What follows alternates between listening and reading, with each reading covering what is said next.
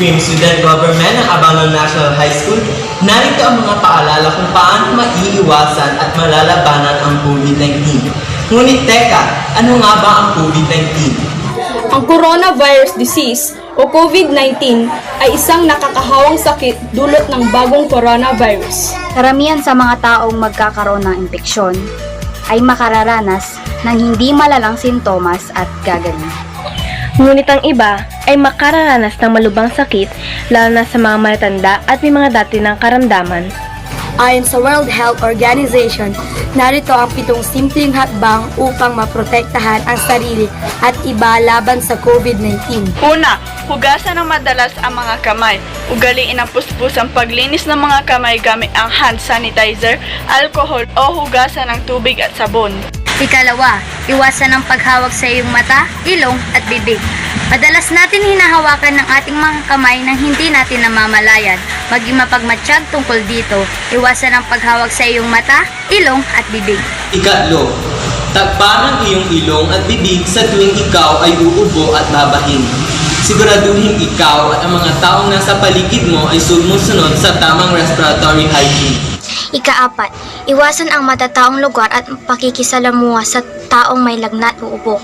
Iwasan ang matataong lugar lalo na kung ang iyong edad ay 60 pataas at dati nang may karamdaman tulad ng alta presyon, diabetes, sakit sa puso at baga o kanser.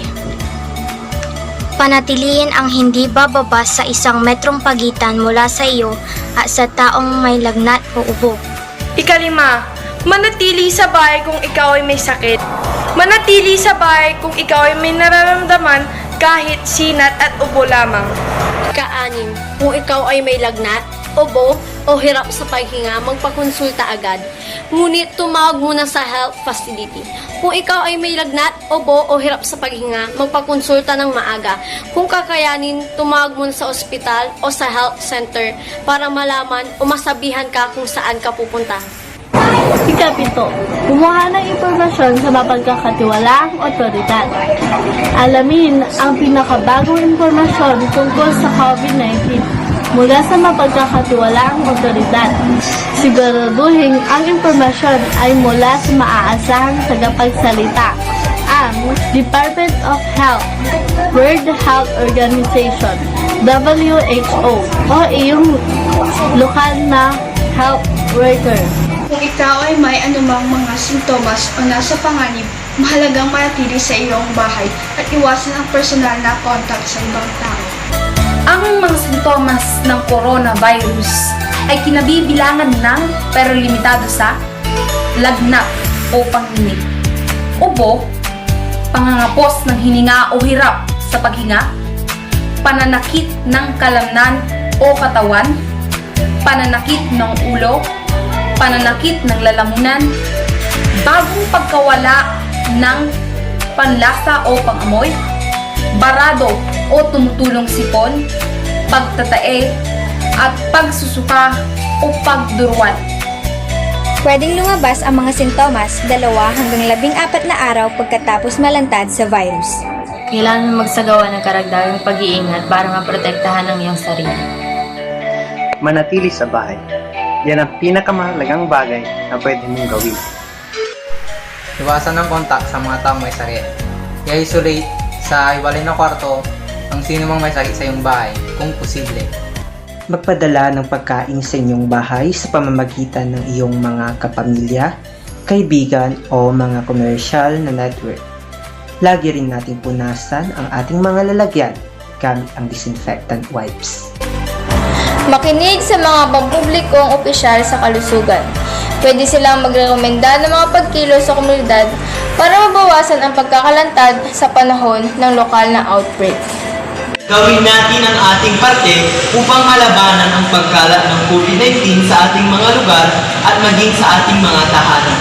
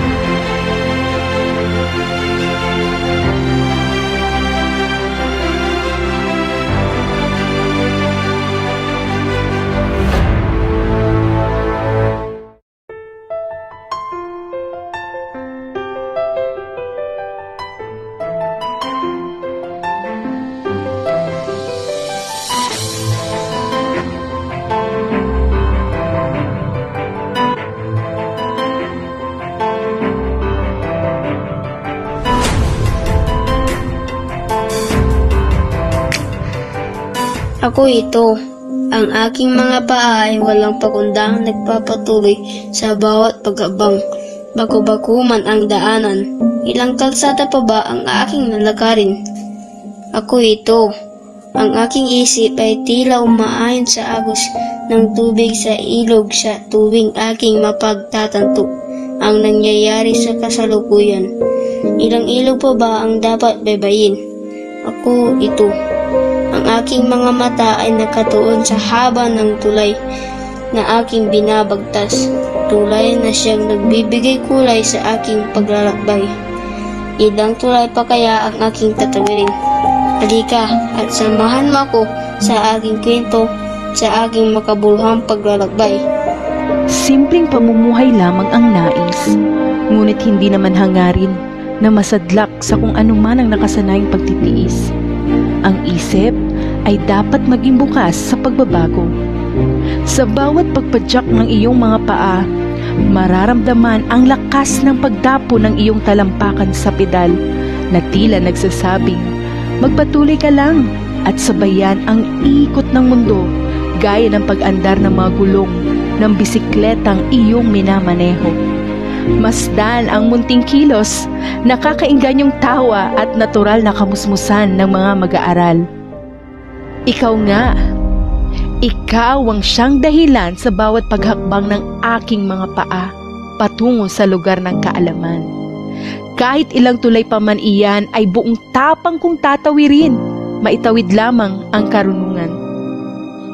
Ikaw nga, ang bawat gabing pagpupuyat sa paggawa ng mga aralin na ituturo kinabukasan ay lubos na inaalam upang sa iyo ay maibahagi.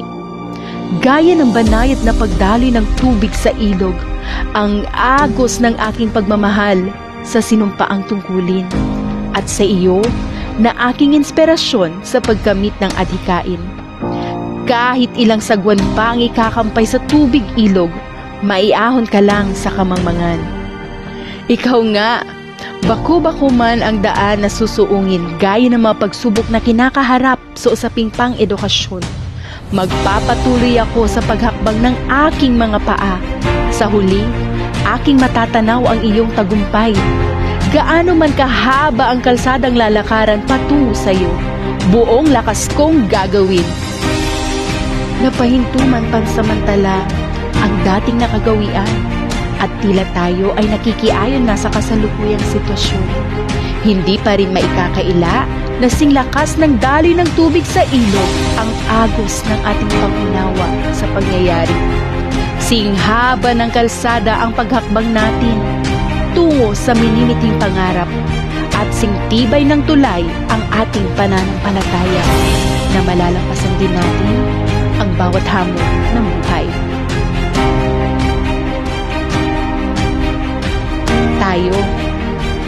Tayo ang magpapatuloy ng ating kwento. Tayo ang bubuo sa ating mga pangarap.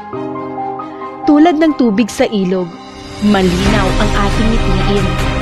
Tulad ng kalsada, malayo pa ang ating lalakbayin. Tulad ng tulay, matibay ang ating pundasyon na siyang gagabay sa ating pagtawid tungo sa matagumpay na pagsulong ng edukasyon.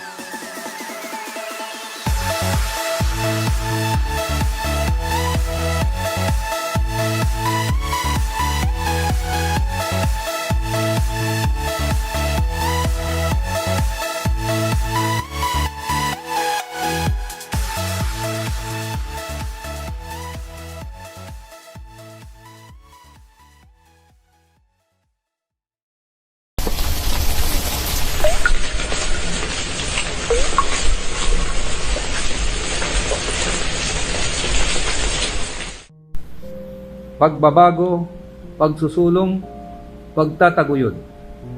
Mga tatlong salitang nag-uudyok sa puwersa ng kagawaran ng edukasyon sa kanilang mga hakbangin at layunin sa pagpapatuloy ng panuruan taong 2020-2021 sa kabila ng banta ng pandemic.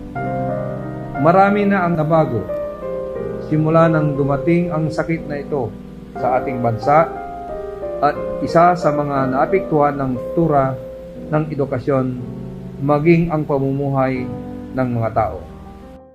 Sa bagong normal at sa bagong mundo, hatid man ay pangamba at banta sa kalusugan ng mga tao. Patuloy sa paglaban ang mga mamamayan ng Abanon, maging ang iba pang karatig barangay nito, Anando, Kawayan Kiling at Kalubawan sa pagtugon sa tinatawag na bagong normal. Apektado man ang pamumuhay at binabagyo ng pagsubok, ang mga mag-aaral ng Abanon ay buong pusong nagsusumikap na tumutulong sa kanilang mga magulang sa paggawa ng kanilang ipinagmamalaking produktong pagkakawayan kagaya ng bilao, maging ang iba pang mga gawain pinayayabong, pinagmamalaki kultura ng mga mamayang Abanonians, pagpapatayo ng mga talipapa, sektura ng agrikultura, kasabay ng saliw ng pagkakaisa ng buong pamayanan. Inihahandog ng pambansang mataas na paaralan ng Abanon sa pagtutulungan ng kagawaran ng edukasyon kasama ang sangay ng lungsod ng San Carlos ang paglulunsad ng Project Modular and Electronic Learning Modality bilang mabisang alternatibong paraan sa pagpapatuloy ng edukasyon at paghahanda ng mga paaralan maging ang kaguruan sa nalalapit na pagbubukas ng mapanghamong taon 2020-2021 para sa mas handang isip, mas handang bukas. Patuloy ang pagsulong ng edukalidad. Sa kabila ng pandemya, sa kabila ng pagsubok, ang Abanon National High School ay patuloy sa paghahanda sa nalalapit na pasukan. Inihanda ang paaralan, epektibong pagpupulong ng mga kaguruan, tinulong ang mga opisyal ng barangay sa pagtugon sa hamon ng taon, pagkakaisa para sa iisang hangarin, iisang midhiin, iisang adhikain sa mas matagumpay na edukasyon. Pinabuklod, pinaiting ang samahan ng paaralan at ang buong pamayanan na may mainit na pagkakaisa. Isinagawa ang mga alitungtuning nakaangkla sa protokol ng pamahalaan, pagpintura ng mga linya na gagamitin bilang gabay sa social distancing, pagkakaroon ng thermal scanning at foot bath sa bawat silid-aralan, pagpapatayo ng mga pahugasan at pagpapanatili sa pagsuot ng face mask, pagpapaskil ng mga proseso sa tamang pagkuha at pagbalik ng module at iba pang paalala sa pag-iwas laban sa kumakalat na sakit na COVID-19. Narito ang mga hakbang na dapat sundin sa modular distance learning. Una, pupunta ang mga magulang sa paaralan sa araw ng Lunes sa takdang oras. Pangalawa, lilinya ang magulang batay sa ginawang guhit para sa social distancing. Sunod, huhugasan ng magulang ang kanyang kamay at aapak sa inilaang foot sanitizer o foot bath ng paaralan. Pangatlo, kukuhanan ng temperature ang magulang gamit ang thermal scanner at lalagda sa logbook ng paaralan na gagamitin para sa contact tracing. Pang-apat, muling lilinya ang magulang at pupunan ang isang health declaration form na naglalaman patungkol sa kanilang karamdaman. Panglima, didiretso ang mga magulang sa silid-aralan ng kanyang anak upang kunin ang module. Pang-anim, bibigyan ng oryentasyon ang magulang kung paano uumpisahan ng anak ang nakatakdang gawain o konsepto na makikita sa loob ng module. Pang-pito, iuuwi ng magulang ang module at gagabayan ang kanyang anak sa pag-aaral at pagsagot nito. Kung mayroon man na hindi maunawaan ng anak sa module, ay malaya nitong tanungin ang kanyang guro sa pamamagitan ng call, text, or chat sa Facebook Messenger. Pangwalo, Titiyakin ng magulang kung nasagutan lahat ng kanyang anak ang mga asignatura at ibabalik ang naturang module sa paaralan tuwing araw ng Biyernes. At kung hindi napagtagumpayan ng mag-aaral ang mga inihandang kasanayang pampagkatuto, ang guro ay gagawa ng iba pang paraan para talakayin sa mag-aaral ng pribado ang kasanayan kung saan siya nahirapan.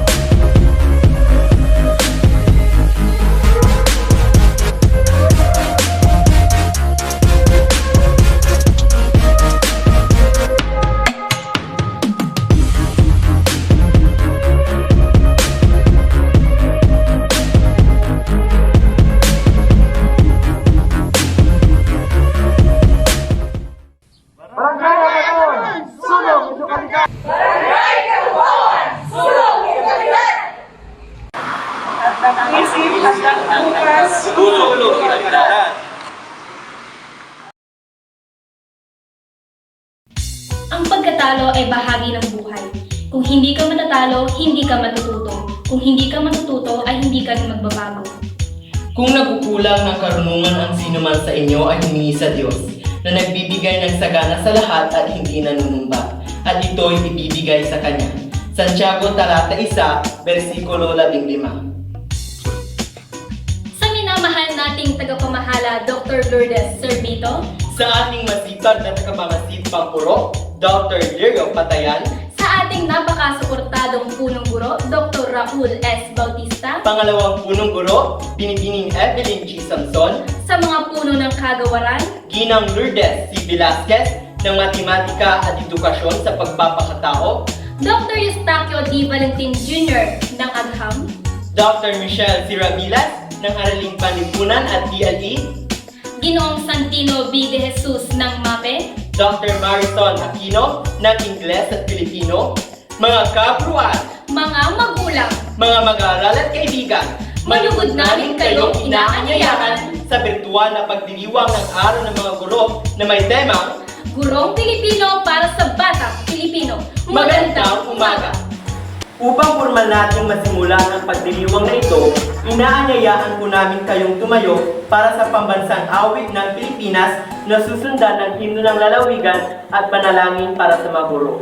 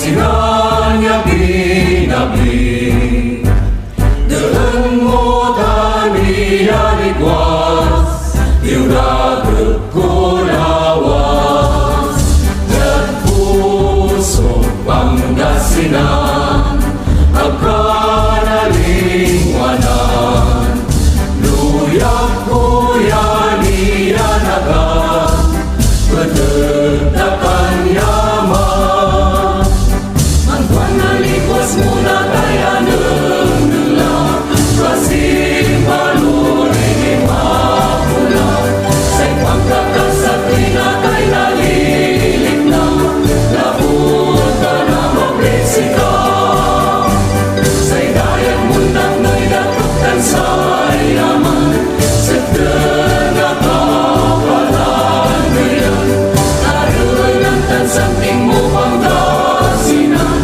Oriental lawas Bangayan Lawas takan itang duro Pangasinan Arun kakagayukuan Panangap ko kung wala na bangunan Ikikinon ko syubangan Pangasinan luyang minanyaman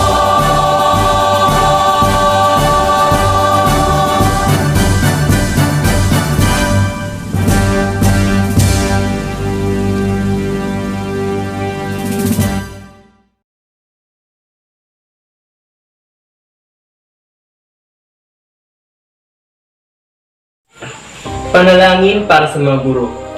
Tagapagpaloob ng lahat ng kaalaman at guro ng mga guro. Bigyan po ninyo ng pagkalinga ang aming mga guro. Biyayaan ninyo sila ng kahandaang linangin ang aming murang isipan. At huwag magsawa kapag di makahabol ang turuan. Pagpalain nawa ang kanilang mga pusong Nagdiriwang sa tuwing kami nagwawagi at nag-aalo sa tuwing kami nadadaig. Pagkalooban niyo po sila ng mahinahong pagtsatsaga sapagkat ang landas ng kaalaman ay hindi madali. Pag-ingasin niyo sila sa maapoy namin, nagpapaliyab sa kagustuhan namin. Tulungan ninyo silang makita ang galing sa bawat mag-aaral. Wala sa marka ang halaga kundi sa pananalig nila. Ikintal ninyo sa kanila ang walang pagkauhaw na karunungan. Ang bagong kaalaman at karanasan ay di dapat katakutan. Turuan ninyo po silang masiglang abutin ang alapaap. Kasing sigla at kasing tayo ng sarili naming pangarap. Pagpalain po ninyo ang mga gurong nauna sa amin.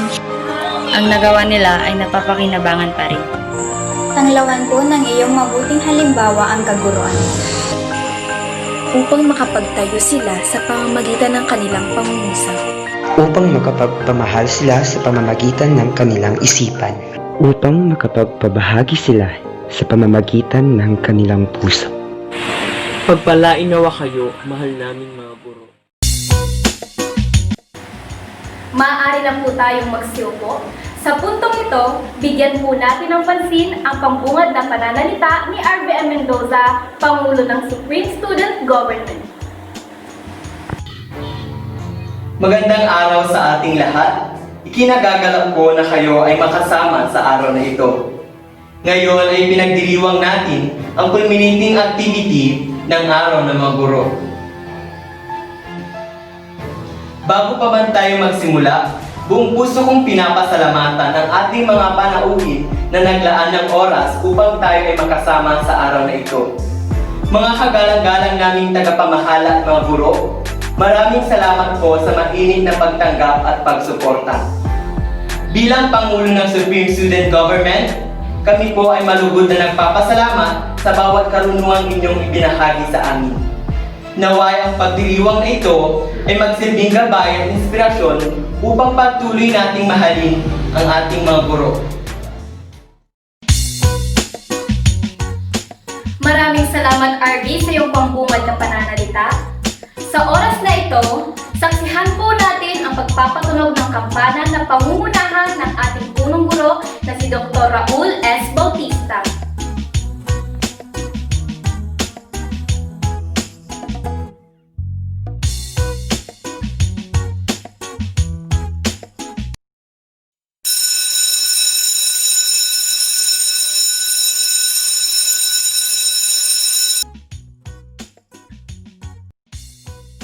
Maraming salamat, Ginoong Bautista.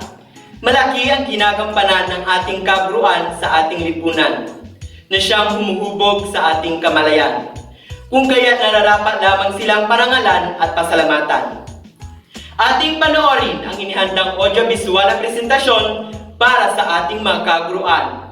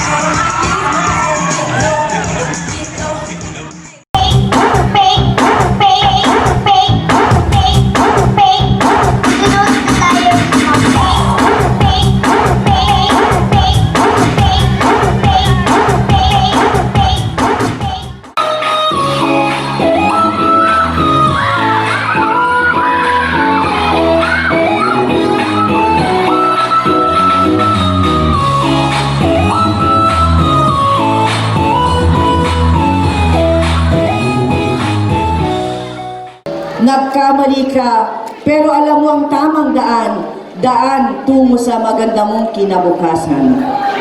Gusto kong balikan kung paano tayo nag-umpisa dahil naniniwala ako na may pag-asa ka pa.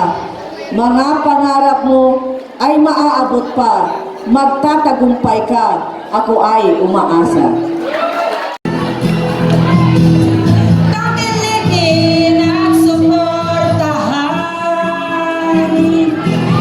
Gurong masisipag at matatalino, turo dito, turo doon. Nagkaroon ng iba't ibang patimpalak sa pagsalubong sa araw ng mga kaguruan. Isa na rito ang patimpalak sa spoken poetry. Ngayon ay panoorin natin ang nagwagi sa nasabing aktibidad sa katauhan ni Jenny D. Cristobal ng Senior High School.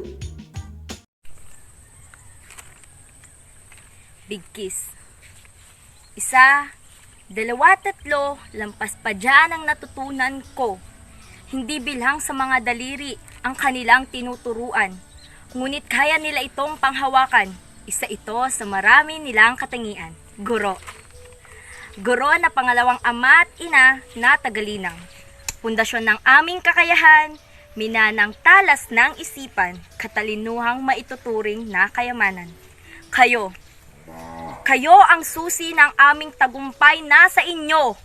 Nasa inyo lagi ang aming pagpupugay, palakpakang walang humpay, nais naming ihandog, inay, itay.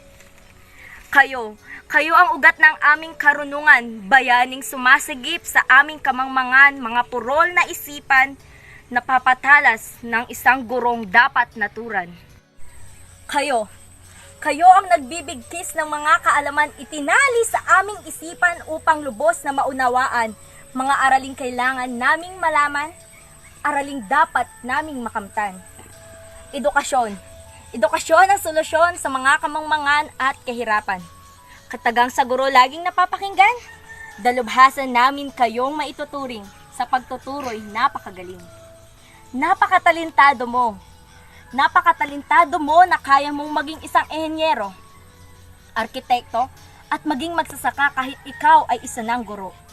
Isa kang inhenyero na gumagawa ng tulay na maghahatid sa amin sa tamang daan, arkitekto. Isa kang arkitekto na kayang iguhit ang aming kinabukasan, magsasaka. Isa kang magsasakang siyang magtatingin sa amin ng aral. Iba ka. Napakatalentado mo. Saludo ako sa'yo. Mga labing nahihiya, umuurong na dila, kayo lamang ang nakakatanggal at iyo'y kamangha-mangha. Bukod tangi ka, hindi ba? Inambisyon kong maging isang guro, ngunit hindi pala ito biro-biro. Matinding pasensya ang ilalaan sa mga estudyanteng dapat mong turuan. Ngunit, itinanong mo na ba sa iyong sarili kung gaano kabigat ang responsibilidad ng isang guro? Yumuyuko ako at bumabati. Ginagawa mo ba ang ginagawa ko? Hindi ko lalahatiin, ngunit malamang sa panahon ngayon parang wala na. Nilalampasan at binabaliwala pa. Hindi ba natin kayang maging kawayan saglit? Yuyukot, babalik ulit. Sa loob ng 10 buwan, mga ngiti at lungkot mo'y aming nasilayan, mga aral na sa'yo'y natutunan, walang katumbas at di mapapantayan. Paumanhin at salamat. Dalawang salitang kailan may hindi magiging sapat, pero ginagawa namin ang lahat. Ginagawa namin ang lahat upang maging karapat-dapat paumanhin. Paumanhin kung minsan hindi mo kami masaway kasi masyado kaming pasaway, paumanhin. Paumanhin kung madalas sumasakit ang iyong ulo dahil masyado kaming magugulo, paumanhin. Paumanhin kung minsan ikay napahiya dahil sa ugali naming kahiya-hiya, paumanhin. Paumanhin kung minsan yun ang naisip na nagkulang kayo sa amin, ngunit hindi. Hindi kayo nagkulang dahil kami. Kami ang maraming pagkukulang. Salamat.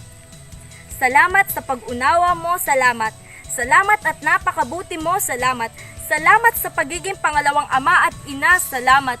Salamat nang dahil sa inyo, ako ay natuto. At ngayon kaya nang makipagtalastasan, kaya nang makipagsabayan, kaya nang makipagdebatehan, at kaya nang makipagtagisan, pagkat tumatak na sa aking isipan. Galak at inagpis ay nararamdaman, pagkat bawat guro'y marami akong natutunan, sa bandang dulo'y sila'y iiwan, upang magpatuloy sa buhay at pangarap ay makamtan. 1, 2, 3, salamat sa pagpapasensya mo. 4, 5, 6, salamat sa pagiging bayani sa dilim. 7, 8, 9, 10, maraming salamat, aming guro.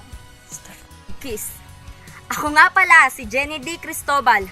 Ito lamang po at maraming salamat.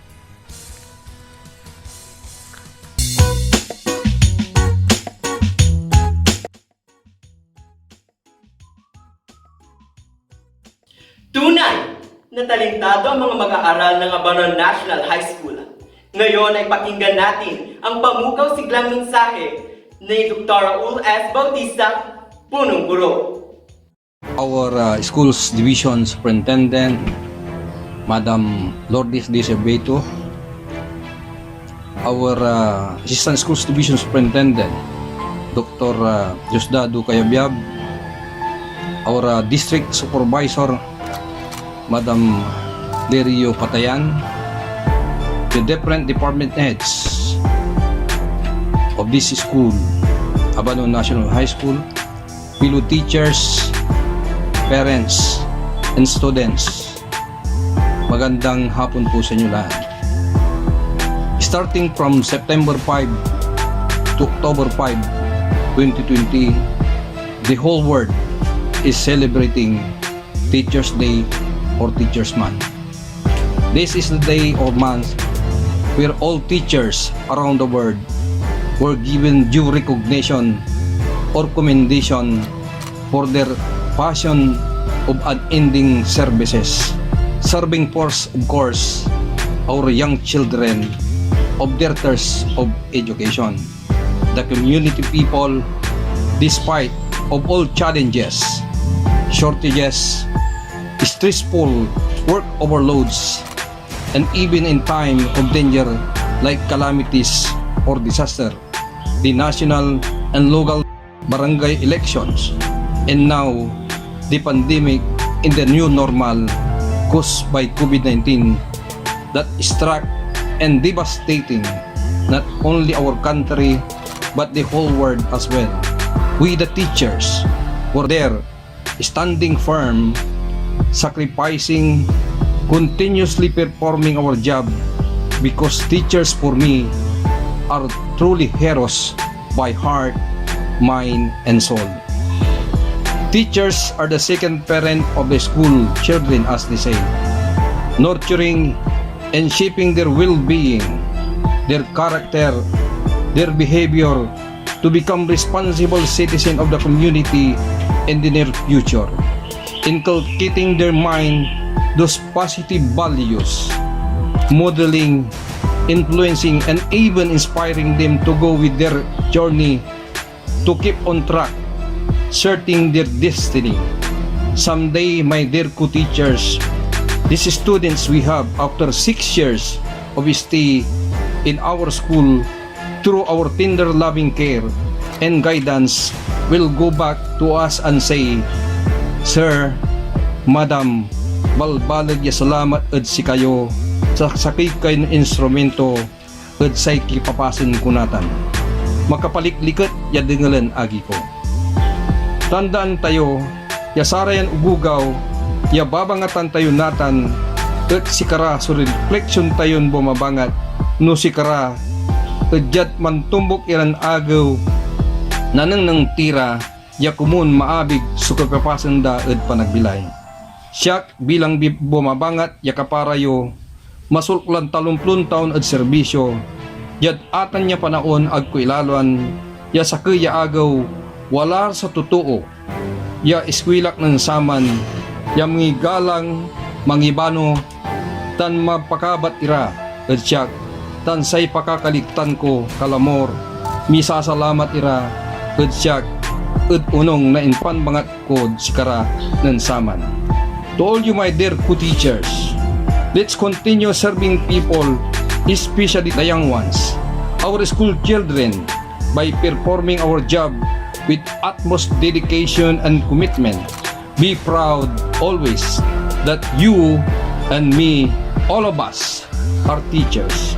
Yan si kayon amin, happy Teachers Day po mga bayaning guro ng Abanon National High School. Bukod sa spoken poetry, nagkaroon rin tayo ng patimpalak sa paggawa ng poster na nilahukan ng mga mag-aaral. At hindi lang yan, nagpamalas din ng husay at talento ang mga kaguruan at pumasa sa hamon ng TikTok. Halina't panoorin natin ang paggawa ng poster at ang suwabing galawan ng mga guro.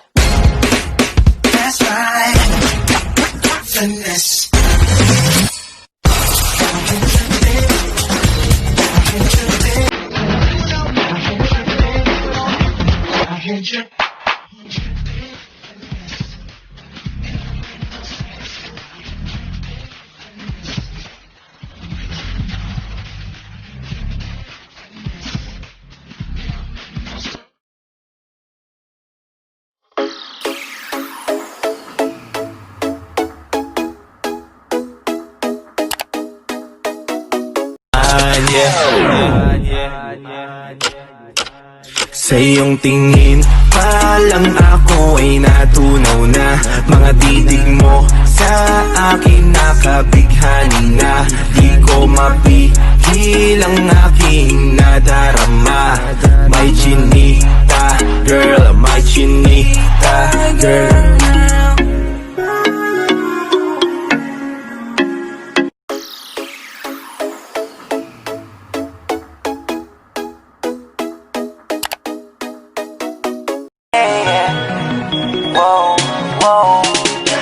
Dili paminawa kining akong kantaha para jud ni sa imuha. Sultian ka sa akong pagbati, gikan jud ni sa akong kasing-kasing. Baby love di ka, baby love di ka, baby love di ka. Ikaw ra jud ug wala ilahin pa. Pagigugma ko kanimo, murag tambot suga aso-aso. Pagigugma ko kanimo, busog kaayo ka buto-buto. Pagigugma ko kanimo, murag tambot suga aso-aso. Pagigugma ko kanimo, busog kaayo ka buto-buto.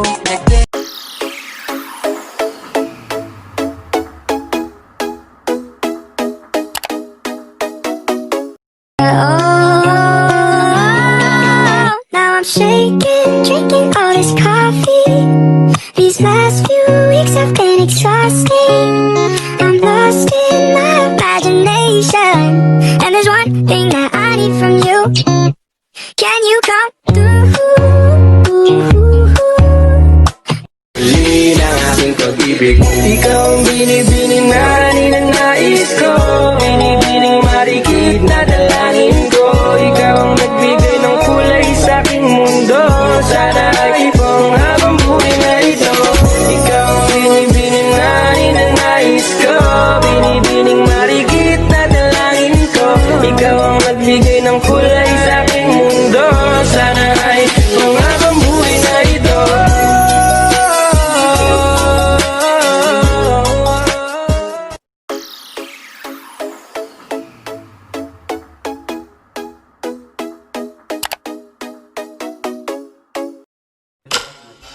Sa iyong tingin pa lang ako ay natunaw na. Mga titig mo sa akin nakabighani na. Di ko mapigil ang aking nadarama.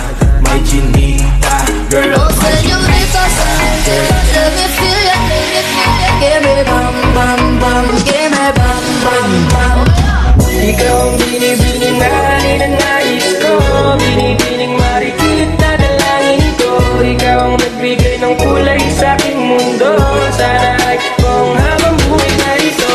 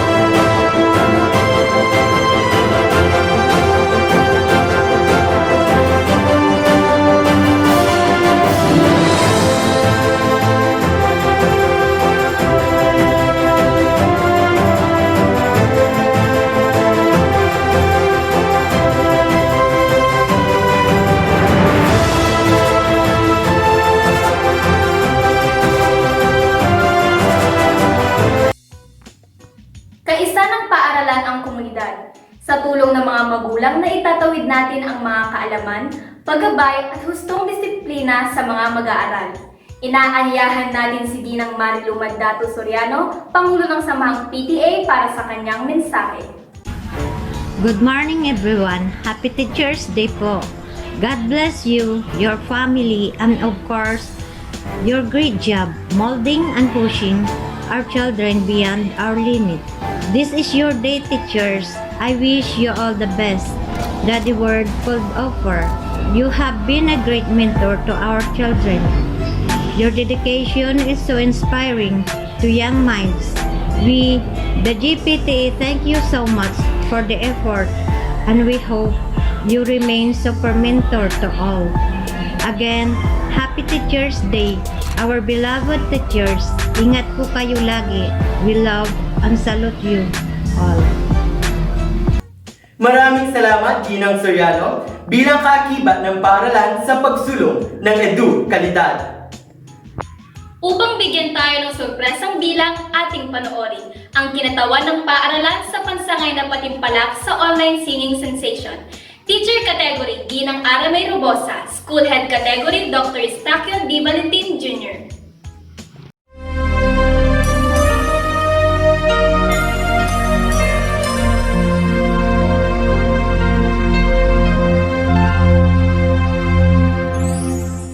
Sa bawat pag-ikot ng ating buhay, may oras kailangan ng maghiwalay. Puso'y lumaban man, walang magagawa. Saan ka, kailan ka muli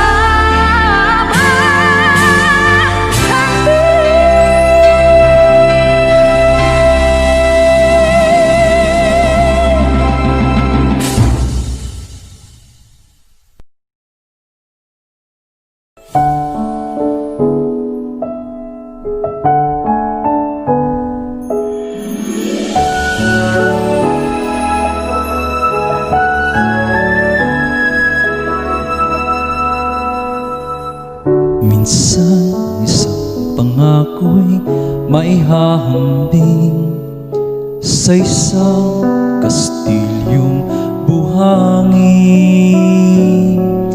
Sakdal, rupok at wag di masaling, guguho sa ihip ng hangin.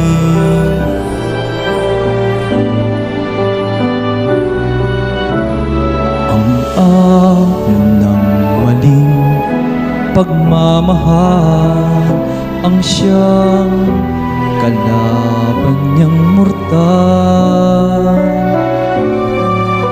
Kapag dalampasig ay nahagkan, ang kastilyo ay nabubuhay.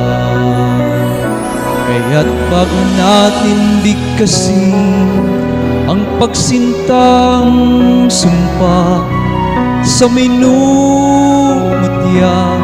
sa diwa't gawa, pagkaisipin natin kung pag-ibig ay wagas. Kahit ba magsanga ng landas,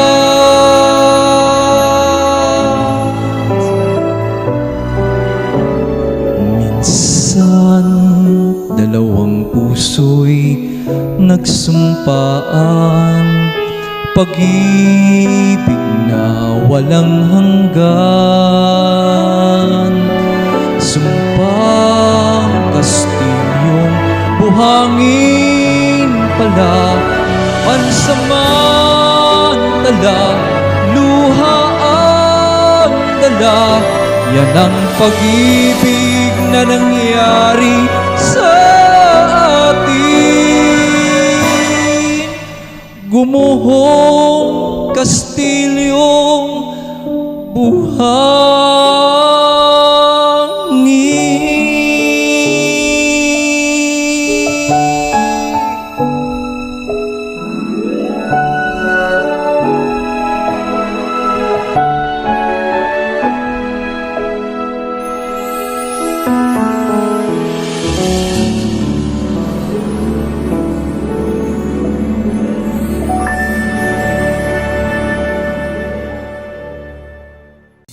Hindi nagpapahuli ang mga kaguruan ng paaralan.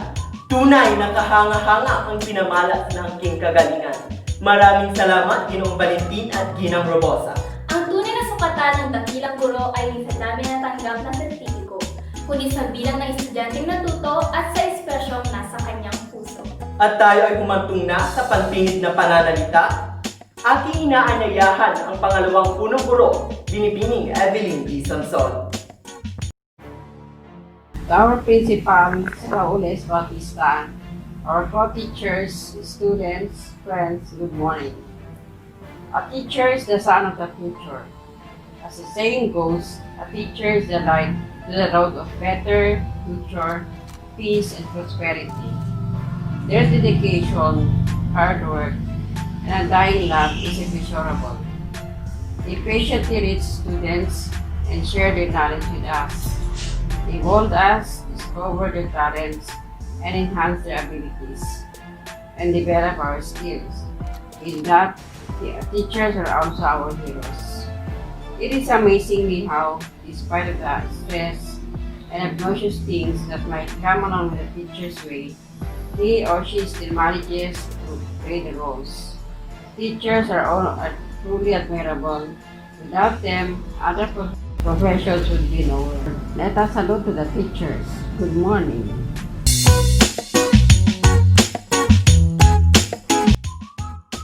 Maraming salamat sa panonood. Muli, binabati namin kayo na Happy World Teachers Day. Ako si R.P. M. Mendoza. At ako naman sa Eileen Jane Bugayo, ang inyong tagapagdaloy ng palatong